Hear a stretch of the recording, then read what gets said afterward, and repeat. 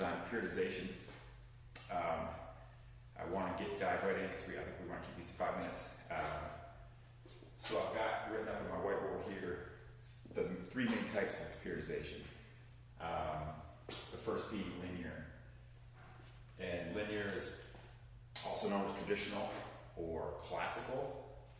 It is also called, it's a guy's last name from Russia, Mativi, probably butchering that. And so this goes by many names, and it's the classical GAS supercompensation model kind of. It's divided up into preparatory, transition, and competitive, three main phases. Within those, we've heard of GPP, it's a very generalized exercise in the preparatory phase, and then it slowly transitions into a little more specific strength power work for the sport, and then ultimately it really turns into very specific strength training for the sport for the peaking and competitive phase. And then typically there'll be another transition phase here, and then it can kind of repeat depending on when the athlete competes. This, we'll get to it, but we don't really need to know this. Block periodization is another form of periodization. And it's very specific phases. So in one phase you work on hypertrophy, another phase you work on strength, another one you work on power. These are typically 4-week phases. And they're very specific. You're going to be very, if you're in that power phase, your rep range is probably going to be 2 to 5, super specific to your sport, and you're going to focus on just power. And that's what makes it different from the linear stuff, is the specificity of each phase. For instance, in the GPP phase, they may work on hypertrophy, but they also may have an athlete swim or jog or something, just as a general fitness base builder. You wouldn't see that in any of this. There's no general stuff. What your sport does is what you work on. And finally, we have undulating periodization, where we typically work on hypertrophy, strength, and power either the same day or the same week. And that's just kind of a continuous progression. In doing research for this project, I found something super interesting. Linear periodization, like I said, goes by classical, traditional, and people generally mess this up. I found many papers that called it linear periodization, but when I read the methods section, it was actually block periodization. So in doing this CAT, it was extremely stressful.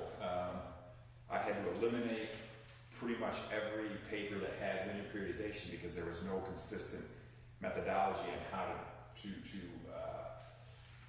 execute this. Everything was so different, I couldn't compare the studies. These were both very, 8 weeks or 4 weeks, 4 weeks, 4 weeks. Block was pretty consistent. Undulating was very consistent, other than it might be a daily undulating or a weekly.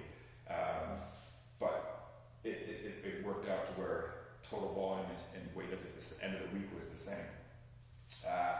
So as an example, in one of the studies, I used the block periodization in one study. These were the set and reps, 4 by 10, 70%, 4 by 8, at 50%, 4 by 8, 40%, and then 6 by 6, 30%. So you can see all the exercises in the first 3 weeks were 4 by 10 at 70%. That was straight across the board. Next 3 weeks, they were 4 by 8 at 50%, 4 by 8 at 40%, working on power, and then finally explosive power. Actually, sorry, this was 4 by 8 at 80%. So 70, 80, hypertrophy, strength, power. And then undulating in the same week, let's say on Monday, Wednesday, Friday, there'll be 4 by 8 at 50%, 5 by 10 at 60, 80%, sorry, and 6 by 6 at 30. So you can see in the same week, we're all over the place. We're hypertrophy, strengthish, power, and ultimately, this was the same study. This was, guys, I'll have it in the, below the video, Sabo.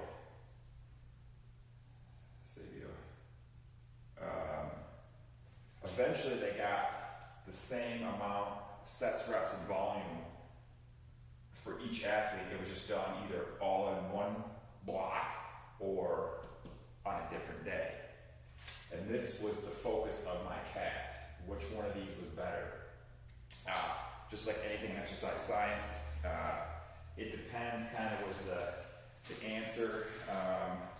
Block periodization had 2 studies that showed that was better. Undulating had 2 that showed that was better. And 1 study showed that both were good. So I don't think you can go wrong with either.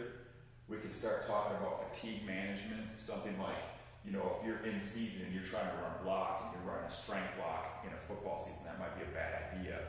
This might be better because we can recover neurologically and intermuscularly because our sets and reps are different, where this you're just going to keep pounding the same thing. So devil's in the details. You know, block might be not great for in season. Undulating might be great for in season. Overall, what I found in some of the studies they used had a couple different control groups, and beginning lifters didn't really see any difference in any periodization model. It was as your training age increases, is where you start to have the need to have more organized training. That makes sense.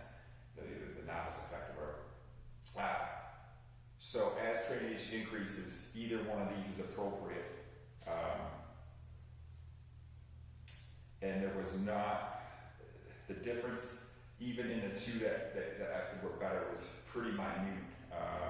Maybe 1 little exercise jumped up in the block over the undulating. So overall, the consensus was, for all 5 studies I was able to utilize, you know, they're both of these are good. I really would have liked to have looked at linear stuff, but like I said, there was no consistent data and no consistent methodology. I think that has to do with maybe Russian lost in translation stuff or I think a lot of people think, when they think linear, they think this. They think a linear layout, so they mistake linear with block. I saw that a ton. And then I threw the study out only because if they couldn't get that right, I'm starting to question what else they're doing wrong in the study. So I started with a large amount of studies, and it was reduced to 5 just because the 5 I found were consistent. And I had no idea that periodization, when we all talk about it, we feel like it's pretty concrete and pretty well studied, and it is, but the studies are so all over the place that we're still learning. So hopefully I'm not too crazy in a nutshell. Block undulating, like I said, I don't think it matters. The consideration that be taken is when you're doing it with the athlete during their training year and when their sport needs it, or consider it off season and bridging.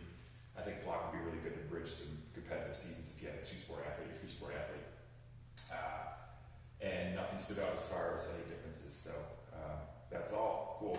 Thank you.